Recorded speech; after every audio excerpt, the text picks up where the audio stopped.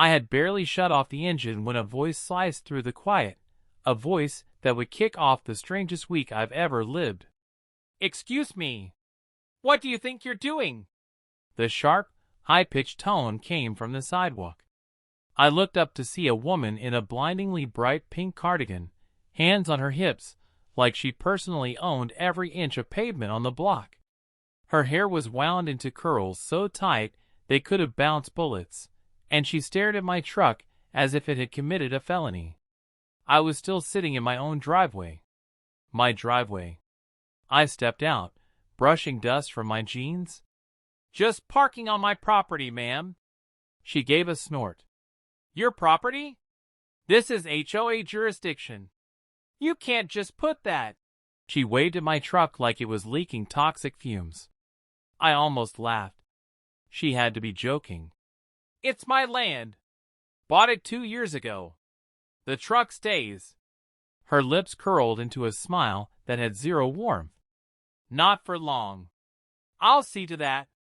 Before I could respond, she whipped out her phone and started snapping photos from every angle, the screen flashing like a paparazzi camera.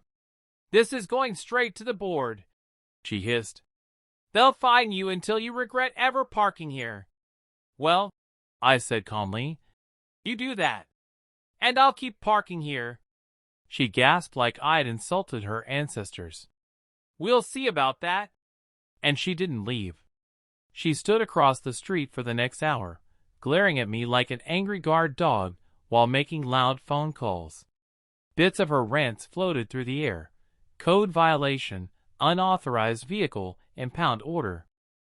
I thought it was all ridiculous, until a black SUV rolled up 20 minutes later. 2 men stepped out wearing jackets with an HOA logo, clipboards in hand, and began photographing my property. "You're trespassing," I told them, crossing my arms. "Need me to call the sheriff?" One smirked. "We're here under community guidelines. This vehicle's not registered with the HOA, so it's subject to removal." "That's interesting," I shot back. "Because I'm not part of your HOA." Both men hesitated, but Karen swooped in before they could think.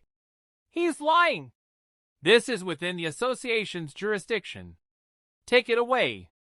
I lifted my phone so they could clearly see the camera recording. "Here's your choice. Leave now, or this goes straight to the sheriff. And since you're wearing uniforms with a logo, I'll also mention impersonating authority." The smirk vanished. They backed off quickly, muttering about needing to check records. Karen didn't budge. "You think you're clever?" she sneered. "The HOA always wins. Not when they're wrong." Her face flushed bright red, and she stomped away, but not before dramatically pointing at my truck like issuing a curse. The next morning, I woke up to a bright orange sticker plastered across my windshield. Tow notice. Vehicle in violation. The date showed Karen had already reported my truck to a towing company. I ripped it off, jaw tightening, and right on cue, a flatbed tow truck rumbled down the street. The driver hopped out. "Got a call to remove an unauthorized vehicle." "This vehicle," I said, tapping the hood, "is mine. On my property." He glanced toward Karen's house.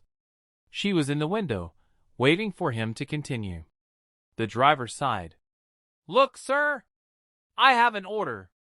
I walked behind his truck and snapped pictures of the license plate and company name. "Hook it, and you'll be liable for trespassing and theft. Drive away, and we forget this happened." He didn't argue. "Not worth it," he muttered and climbed back into his cab. Karen burst out her front door. "What do you think you're doing?" The driver shrugged. "Not getting sued." As he drove off, her voice cracked with fury. "This isn't over." Sadly, I believed her. That evening, a thick envelope appeared in my mailbox stamped with an HOA seal. Inside was a notice claiming I owed $2,500 in fines for repeated violations. She was escalating. I called the county property office. Can you confirm? Does my address fall under any HOA? Cheerful clerk. No, sir. That subdivision's HOA dissolved 10 years ago. Perfect. Next, I called Mark, my friend, and an attorney who thrives on cases like this. He laughed through the whole explanation. She's pretending to run an HOA that doesn't exist. Oh, this is going to be fun. He came over with his scanner, and we went through all her official letters. They're all fake, he said. Wrong formatting, wrong signatures, no county filing numbers. This logo hasn't been used in a decade. So she's been making everything up to scare me? Not only that, he replied, but issuing fake fines and trying to seize property. That's criminal. That night, we drafted a certified cease and desist telling her to stop the harassment, the fake claims, and the illegal attempts to remove my truck. I slipped it into her mailbox the next afternoon.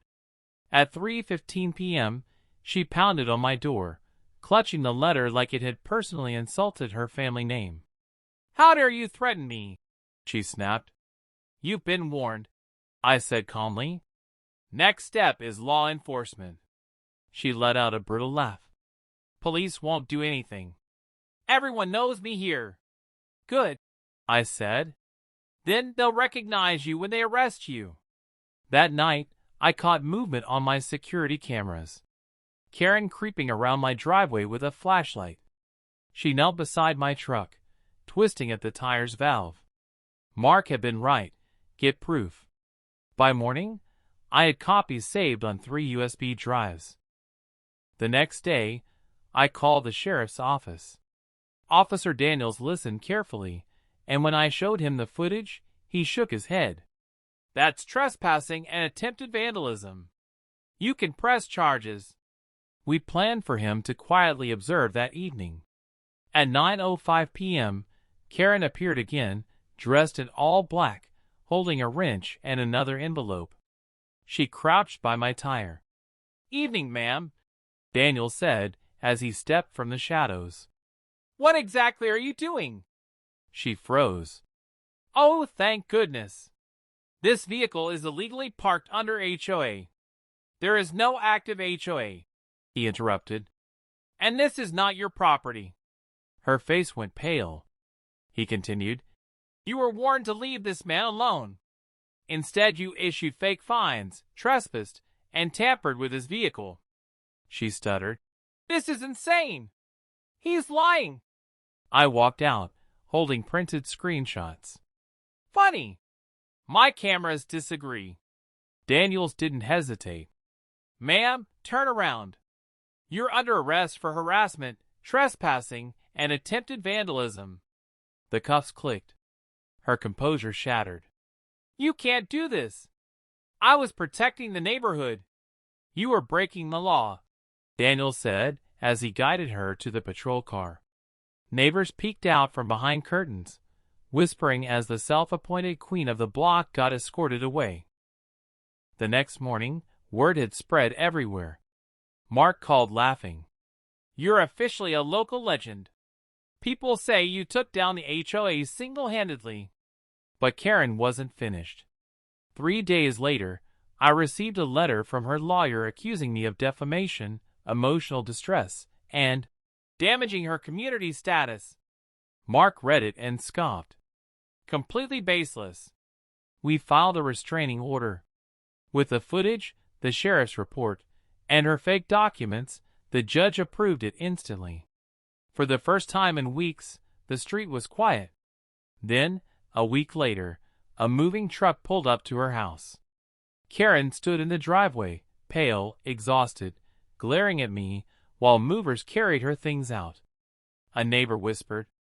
Sheriff found more fake documents in her home. She cut a deal to avoid more charges, but had to sell. She got into the truck without a single dramatic speech, without even looking back. Just silence. That night, I parked my truck in the exact spot she'd spent months trying to claim. For the first time in ages, it actually felt like my property again. Mark came over with 2 cold drinks. This could have gone way worse if you'd reacted. Patience wins. I tapped my bottle against his.